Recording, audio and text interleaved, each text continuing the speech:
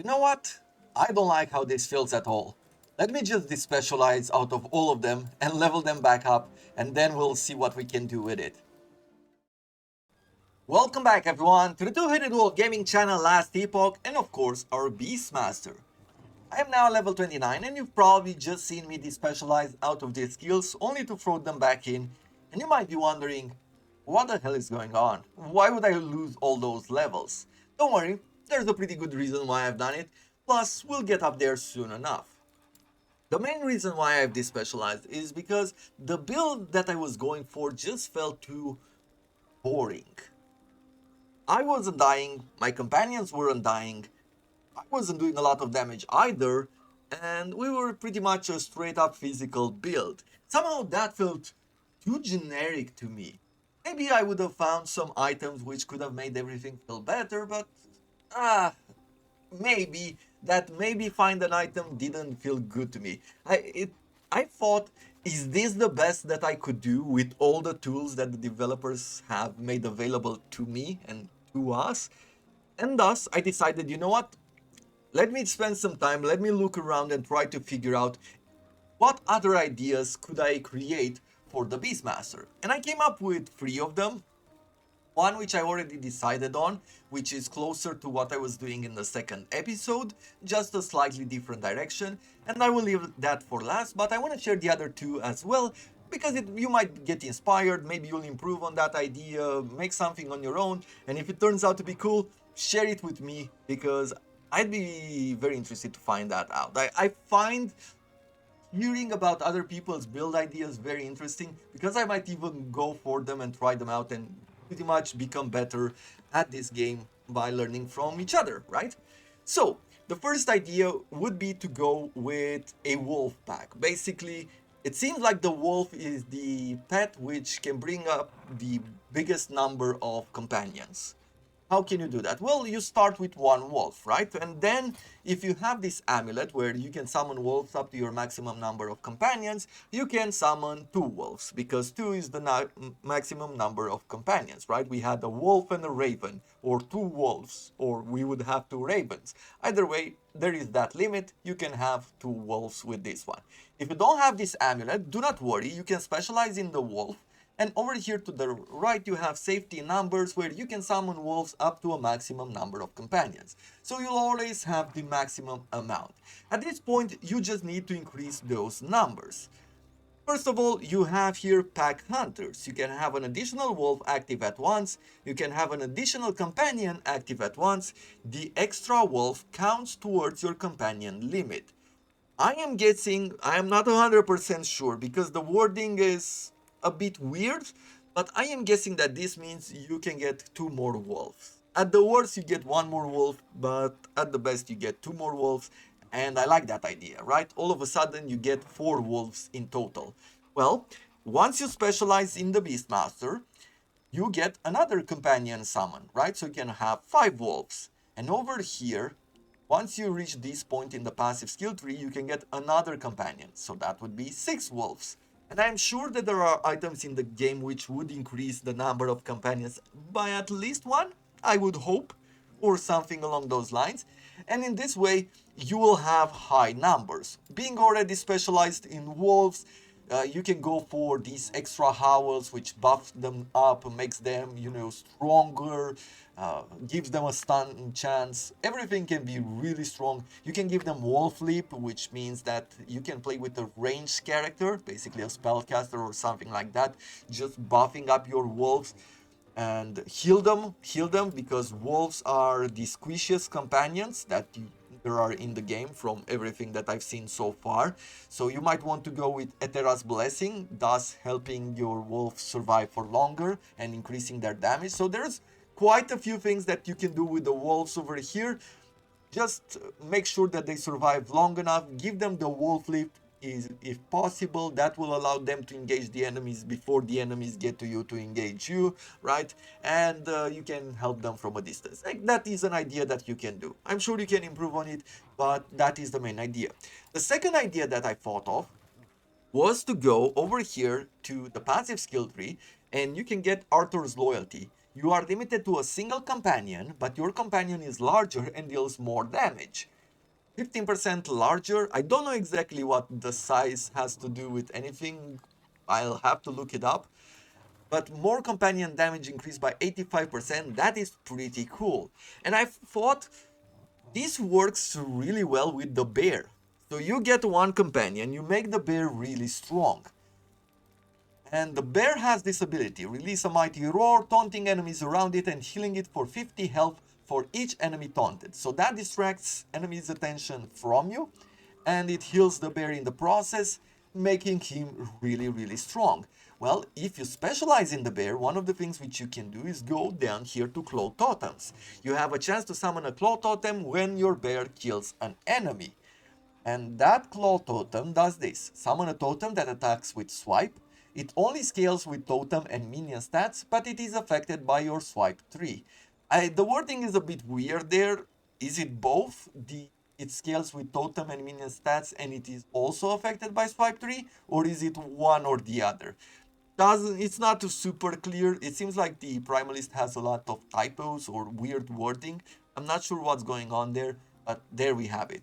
So basically what it can do is it does swipes, right? It creates a totem which does swipe, and you can make your bear also use swipe here. See, bear uses swipe, you can increase his damage and stun chance, and you can get it to do swipe a lot of the time. You can see you can get a lot of recovery there for using this ability. Well, swipe is this ability here which I've been using, and thus it means that if you specialize in it, you will be doing swipe, your bear will be doing swipe, you summon a totem which also does swipe, and you have here, you have a chance to summon a claw totem when swipe kills an enemy. Well, once again, you and your bear, your single companion, summon a lot of these claw totems, and you are doing a lot of swipe. Seems super cool and super interesting to go in this direction. It's definitely a build that I want to try out, but it's not going to be for today. Still, if you want to try it out, let me know how it went. And finally, this is the last idea where I had something in mind in the second episode, which I recorded, but then it went in a very weird direction. I want to have as many companions as possible and throw in one of each. The reason why is because once you have summoned your companion, you can use their abilities, right?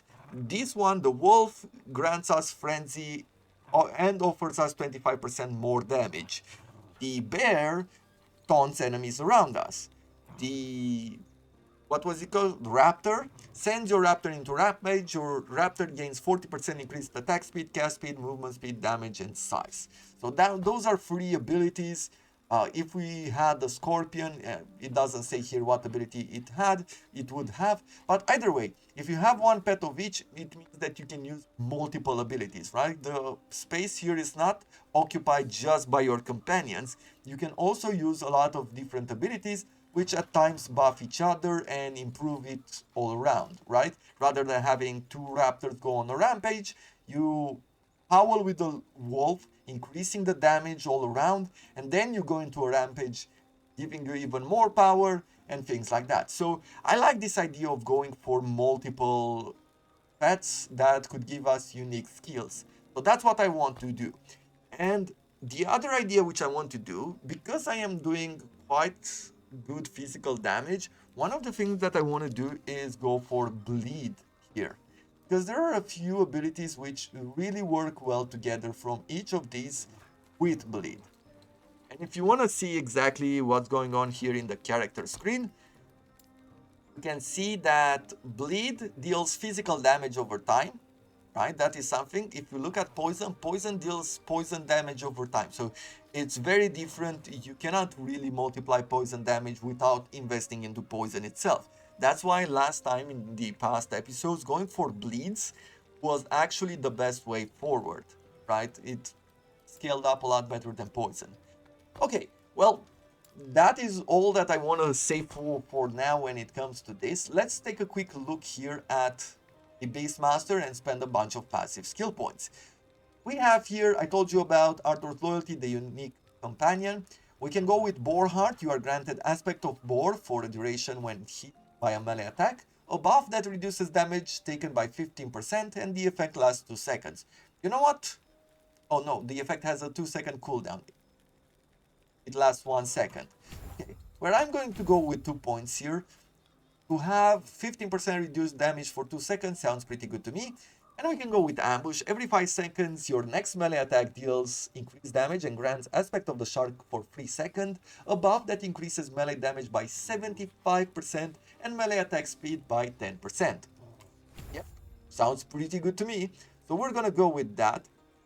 Then I'm going to invest a bit more, I guess, a bit more into strength, because strength scales up physical damage. This one increases our melee and minion melee damage, but it doesn't offer us physical damage at the base. We've unlocked now Tusk Warrior. Aspect of the boar also grants increased physical damage and a chance for attacks and spells to cause enemies to bleed. Yes, we want that. Whole of the pack, you and your companions have additional health, and you and your companions are healed whenever you use a companion ability. 20 heal per companion ability? Why not? It's a bit of investment there, but I think it's useful. And we can get ourselves some melee damage leech as health, both for us, our companion. Yes. I'll go with 2 points there. We'll go with another point here for bleeds. We can now summon a scorpion, but I don't really care to go for poison. We get a skill here called Porcine Constitution. Aspect of the boar grants additional damage reduction and now also grants increased health regeneration. Interesting, but not needed. The Chase increases minion attack, cast speed, minion movement speed, and increased companion revival speed. Not interested. Aspect of the Shark also grants attack and spells have a chance to reduce enemies' armor. Yes. We'll shred some armor off, why not? And then let's go with, I think I want to go with a bit more of physical damage granted and bleed chance, right? We spent all of our points and that's about it. Now over here to our wolves. First things first, I want to get this reduced attack speed, but getting the 40% extra damage and stun chance and 5% melee criticals. Yep, that's first things first. I think I would like to get another point here just to get a 10% chance to howl on kill. I feel like that can come in handy every once in a while. And then we're gonna go in this direction. Serrated claws, wolves have a chance to cause enemies to bleed with their melee attacks. And then we're gonna invest towards the next bleed. With the bear, let's see, where does bleed stay? It's over here, where we deal more damage and have a chance for enemies to bleed. And Wounded Prey, your bear has increased movement speed and deals more damage per stack of bleed on the target, up to 30. That is actually really, really good. So I am thinking I'm gonna get Swipe, the bear to use Swipe to begin with. Then we're gonna go in this direction with the bleeds. We need 3 points to invest. I will get the movement speed and the melee damage per bleed. And there's, over here we have Retaliatory Thorns. Your bear retaliates with Thorn Bursts when they take damage. That gives us some damage. And Tearing Thorns. Thorn Burst cast by your bear deals more damage, multiplicative with other modifier, and has additional chance to bleed on hit. Yes, I like that idea. So we're gonna go in this direction, get this next. With our raptor here, once again, we're looking at bleed. And we have a few things. Chance on hit to double bleed speed. So basically it makes enemies bleed quicker. Have a 25% chance to double in speed. Yes. Infected wounds. This one slows enemies, but I don't really care about the slow. Bleed chance 40%. Yes, don't mind if I do. Damage against bleeding targets increased by 10%. Yes. We want some of that. Raptor deals more critical strike damage and has a higher chance to critically strike against bleeding targets. So it's 20% chance to do a critical against bleeding targets and multiplier. That is actually really cool. And your raptor gains more melee damage for each nearby bleeding enemy. Since we're doing a lot of bleeds all around, that actually sounds really good to me. I am going to be investing in this direction next. So there we go. This is where we've put our build together. I will quickly change our equipment here. Oh, I forgot to say something. With the swipe, the bear, unique companion and swipe, there's these gloves. We're gonna use them tomorrow or sometime. Plus one to swipe. Every 3 seconds your next swipe has 100% of its base damage converted to lightning and deals 44 plus 44 melee lightning damage, 34 increased lightning damage, 34% increased cold damage, 32 health, 43 cold resistance, and plus 1 to all attributes. Crazy gloves. If you put it together with your entire build, that is going to be crazy. At this moment, I've looked around at the items as well, and we'll close with this one. The axe is doing good damage, but we don't really need companion revival range and speed at this moment, so changing it to a shield to be a bit more protected and a weapon which does some slowness, does increase physical damage. Overall, since we're doing blitz, sounds a bit better. I wanna change this armor because it's just about dodge rating and movement speed and nothing else really helps us. We're gonna change it with this one, which gives us 174 armor. That sounds pretty good. I will change the helmet that I have right now with this one. Once again, same reason, armor and a bit of poison resistance, which is going to be super important.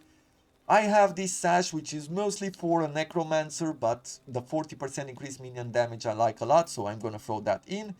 And that's about it. I thought about changing the gloves with this one, but I like the bees, so we're gonna continue using it.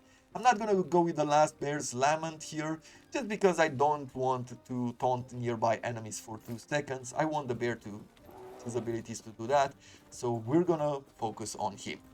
So at this point, let's get to work. We're gonna see a lot of bleeds being applied now. You can see that we're already doing that.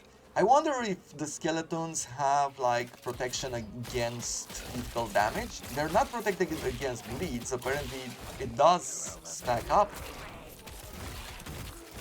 But either way, this makes a huge difference, to be honest. I can already tell that there are certain that these enemies are slightly squishier once we have a bleed or two on them. And I either way feel like it's a bit more impressive than just straight up physical damage. I feel like even on itemization, I would feel a whole lot better now than I did before, because when I see an item now which has bleed, then it's going to be like, wow, this is great, can't wait to throw it in or things like that, rather than before when I didn't feel too great about it. I could probably... Let's see if we can change our item. Do we have an open slot for bleed? Not on this one. Okay. Fortunately, we don't have an open slot there, but maybe we can find one soon where I can throw in some bleed chances as well, so that we can help our companions, right? As soon as we give some debuff from the enemy, then at that point it's going to be so much better.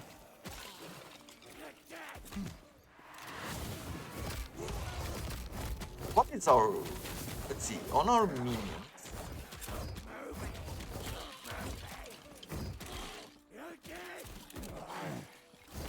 I don't see a bleed chance on them there.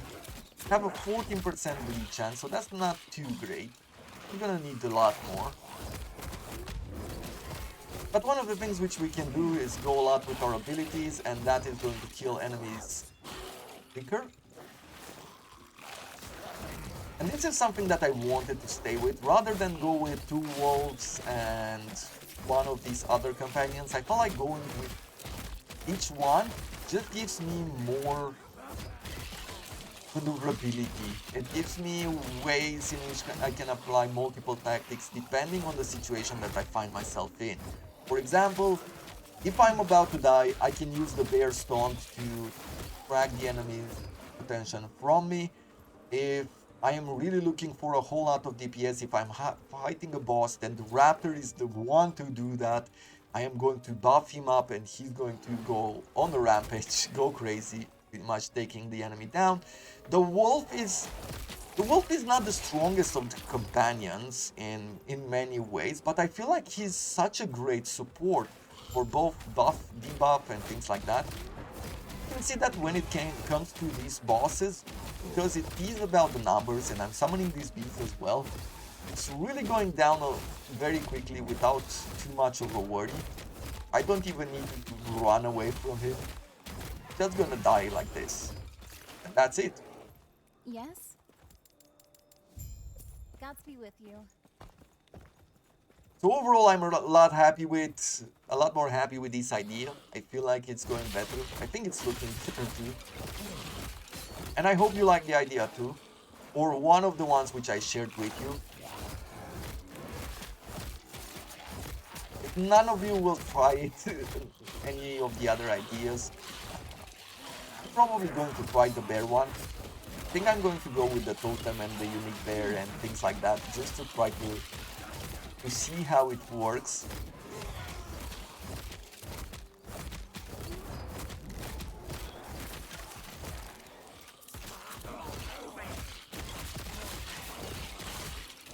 We're taking good damage from a lot of these characters. That's why I changed the armor. That's why I lost on some of the damage and prefer to have a shield with a bit of block effectiveness and all that.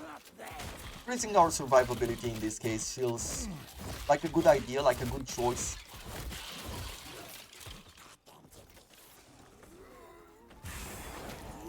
Some mana regeneration, that is great. I don't feel like I need too much mana. Maybe later on when we can unlock our next companion, when we have enough points invested in a passive skill tree, and we have another companion, because I feel like this war cry is not really that necessary. I would definitely prefer to have another minion in its place. But mana is not super necessary. Because you can go into the negatives, I can do all of these abilities at once. And you can see now I'm in the negative and I'm waiting for things to recharge. But overall, I am totally fine with the way things are going. And we don't need any more. We don't need the regeneration either because of the long cooldowns that these skills have. By the time the cooldowns are done, we have mana back up.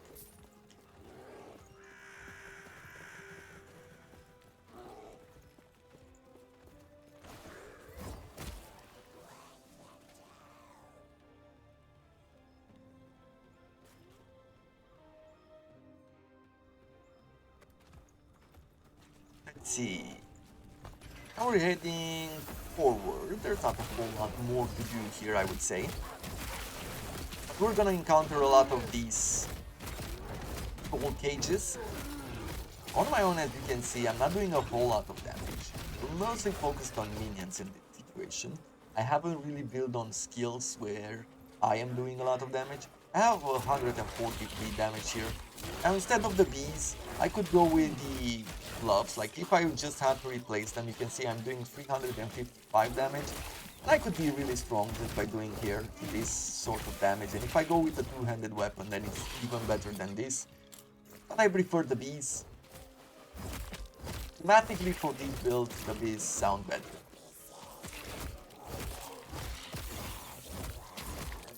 We've gained an extra point there. Let me quickly upgrade theirs while our pets are taking care of things.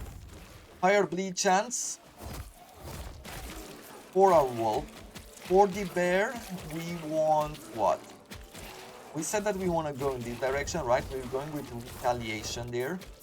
So whatever is attacking the bear, and if we taunt, the bear is going to be doing a lot of thorn damage, so that's great.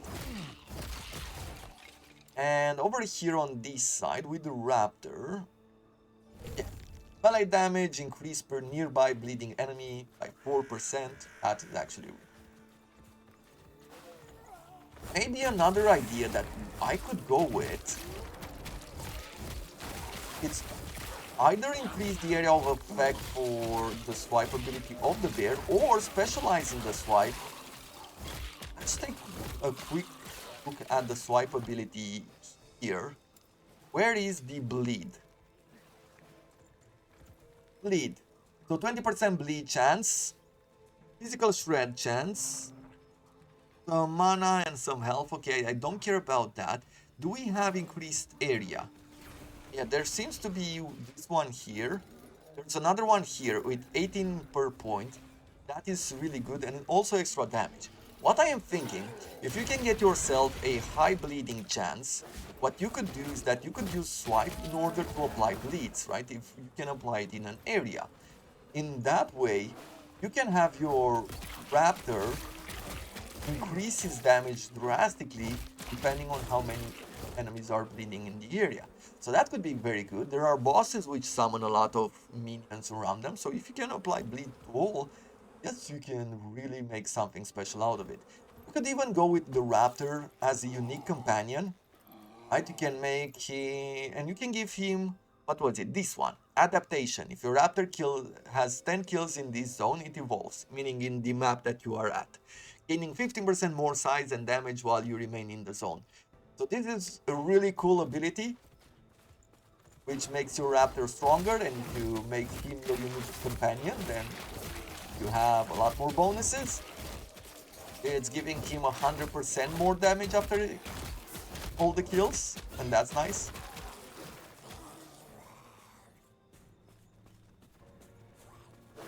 And I guess at this point I am curious of going further into the game just to see what items are out there. I am sure that there are plenty of items which really help companions, or maybe even help specific companions, because we've seen plenty of items which help only one skill. Right?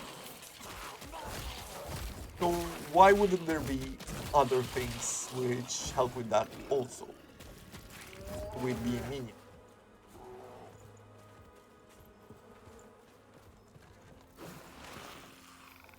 Can't seem to remember whether there was a boss at the end of this map or not.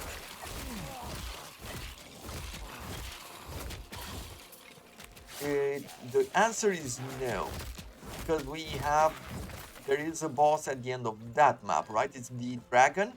We're gonna go to him, and that's how we end this episode and this run. Mostly because I don't feel like there's anything else that could really important until we go to the end game, until we go towards the end game. I think you got the idea of what we're going for. I pretty much showed you what the main skills for this bleed build are.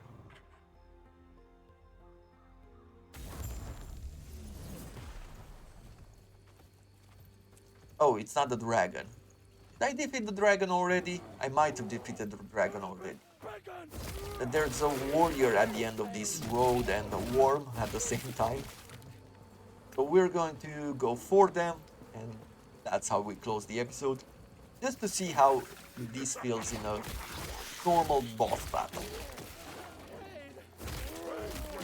One of the things which I love the most about this Meekin board is that you can command them to attack a target, right, with the A.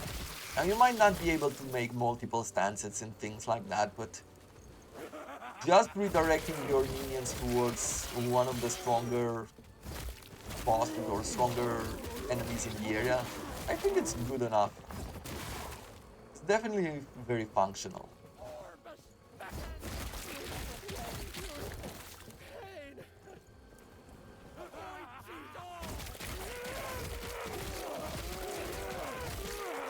Now if I had to look here, does the spider, because the spider does some physical damage, he also has poison, does he have bleed?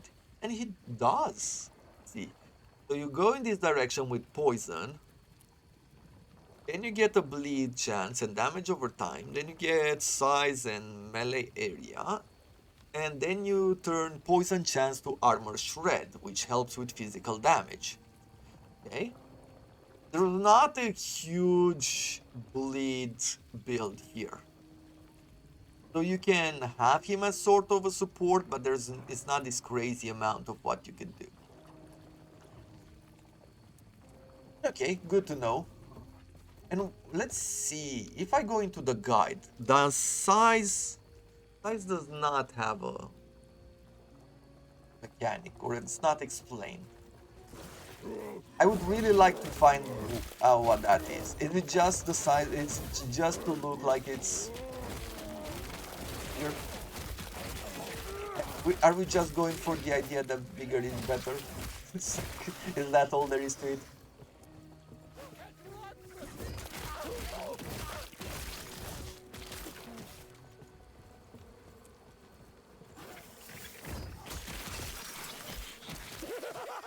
Okay, I guess this is the edge. We should have gone to the right there.